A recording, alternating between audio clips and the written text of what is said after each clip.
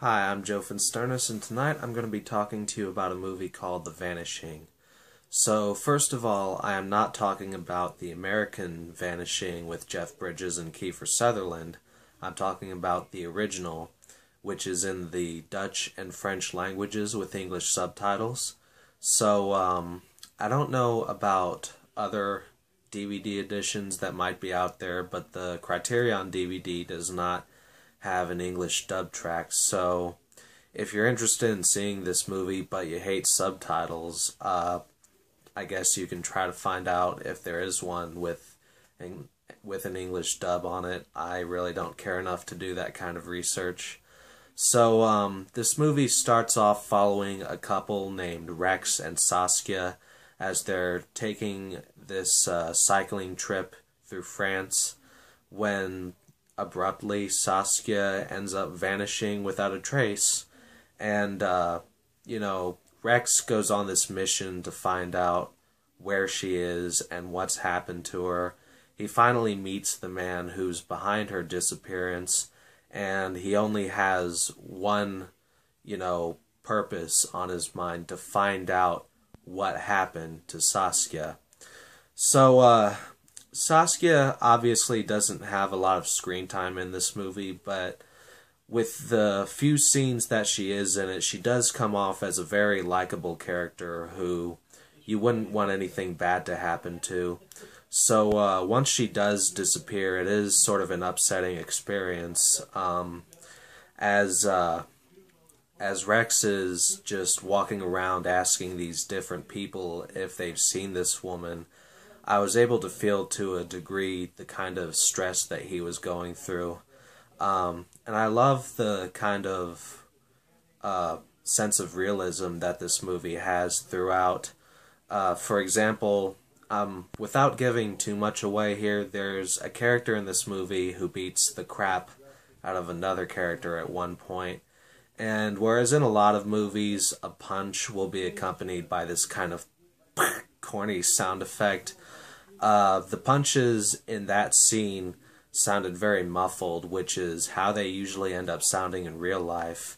And, after Saskia's disappearance, you end up following her kidnapper, who is this guy named Raymond, just as much, if not more than you follow Rex throughout the film. And he is literally the type of person who you would never suspect of being a kidnapper or a sociopath. I mean, and it's not because he's a quiet person. In fact, these days, quiet people are more suspected of being the psychopathic, homicidal types, but on the surface, he just seems like this average guy. He has a wife and two daughters. He lives in a sort of upstate home. You would never suspect him in a million years of being capable of committing horrible deeds.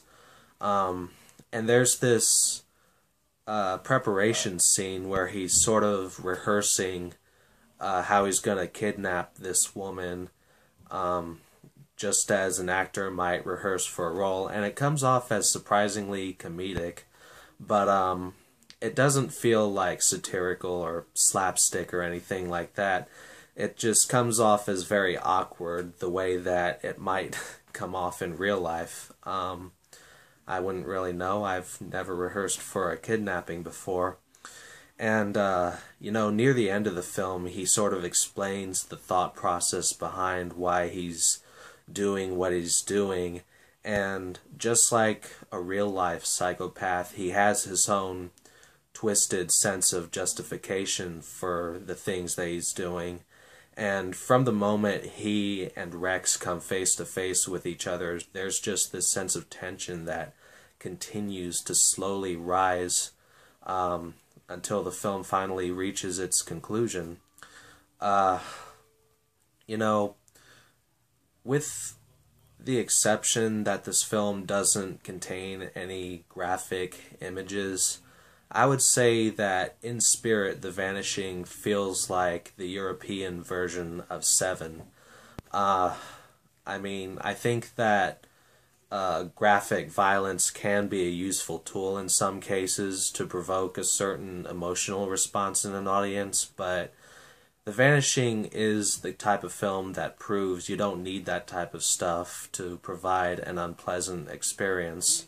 So, in the end, if you're interested in seeing a well-done, well-paced thriller, then The Vanishing does come highly recommended. Anyway, that's all I've got to say about this movie. I hope y'all have a good one.